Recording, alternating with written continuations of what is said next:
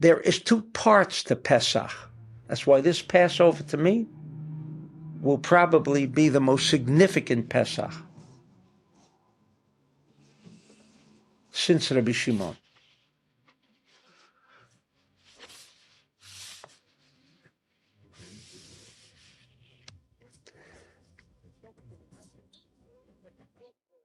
Because so much has happened in such a short period of time.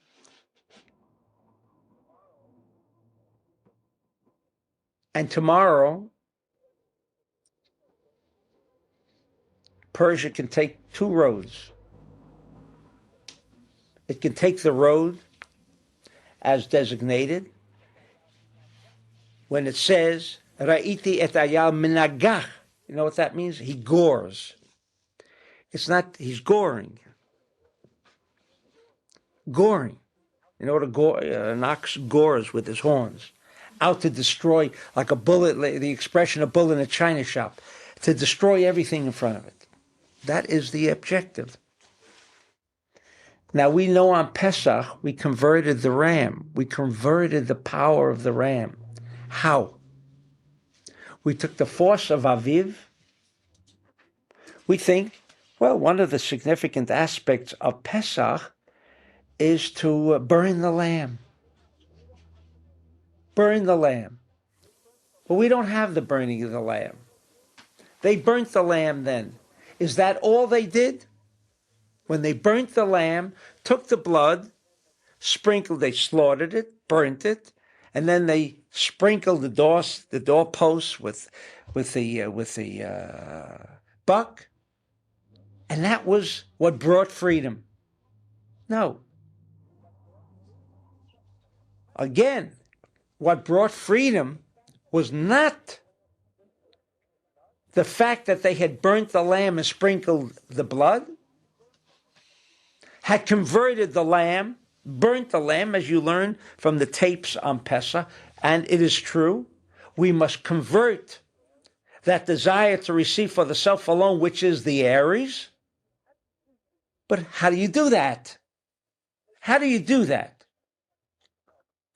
You take the idea of spring, and that's why the Torah forgets about Pesach, forgets about the lamb, and only says one word, Shamor et ha-chodesh haviv. This is the month. This is the month. Av Yud Bet. What does spring mean in Hebrew? How do you say spring in Hebrew? Aviv. Why is it spelled Aviv? Why couldn't they use the word candy to describe spring? Why? Aviv. In English we say, well, it means spring because everything springs out, comes forth. But in Hebrew, why did they give the word Aviv? So most of you know, because it means Av Yud Bet, the father of the 12 months. In other words, if the next 12 months are to produce things of such a nature that we will not even believe can happen, it is our opportunity now to control it. That king of Persia is going to go out, and he will be the only one who will succeed again in ruling over Israel. No nation in the world will ever control Israel ever again. You don't have to worry. No nation is going to rule, even rule for a day, over Israel. The Persian king, it says, will rule for 12 months. I mean, Rabbi Shimon, you could write 12 months and a half, 13 months. Rabbi Shimon, maybe 11 months. Why are you being so specific? 12 months. Maybe 11, maybe 13, maybe 15. How is he so specific? Because Rabbi Shimon is also giving us the message.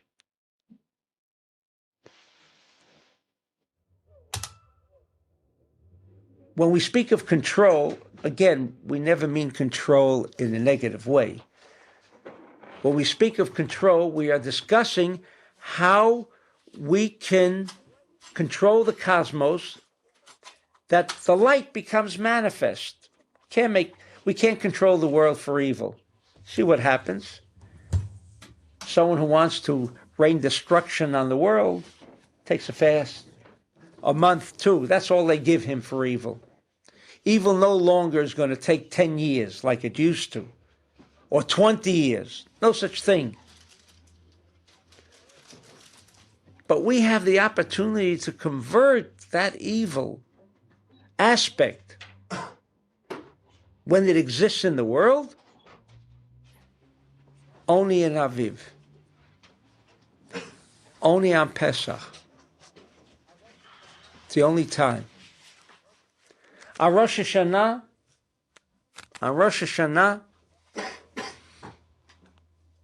the only thing we can control is our own lives.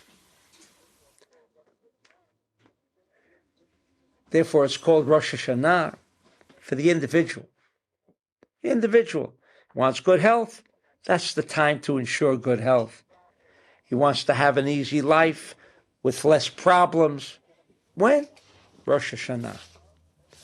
But if we're discussing war, blood, negativity in the world, which we are all going to be affected one way or another by its consequences, there is only one time, says the Torah, Shamor et Chodesh Aviv. Observe this month. What do you mean observe it? You mean watch it?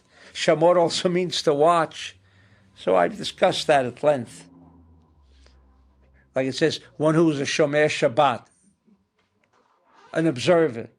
It's not true. Shomer means to watch. I discussed that in Kabbalah Connection, how the corruption of words came about. You know, when you're Shomer Shabbat, you're a Sabbath observer. What do? You observe it like you observe the star? One who observes the stars in the sky is called an observer. So what are you supposed to do on Shabbat? Watch the Shabbat go by. Observe it. Is that what it means? That's the instrument. That's the instrument. That's the significance. Watch it. Not observe it. Shamor or shomer. You know what a shomer means? One who watches over something. Watch it. Take advantage of it. Use it. Because it is the only tool that we have. And unfortunately, it comes in its most intensified state on Pesach. During the year, we try to take advantage of other cosmic events that can assist us, but nothing will alter the course of history as Pesach can. And there are so few Jews in the world that understand it. Most of the Jews know that. What is Pesach? The family gathering. How even that was so corrupted. Family gathering. I mean, why'd you get together the other 53 weeks of the year? Why gather together one day of the year? Get together 53 days of the year if you really want to be a family unit. No, one day of the year at least. This is the year. Why? So that the significance of what's going on, the Satan, it's purely Satan. He works it out so that we'll be satisfied with just sitting with our families together and then observe the year go by without having been able to do anything about it. We are literally so close, and it all depends on what we do. That's why Pesach is so important to us. And everyone should participate. Everyone should participate.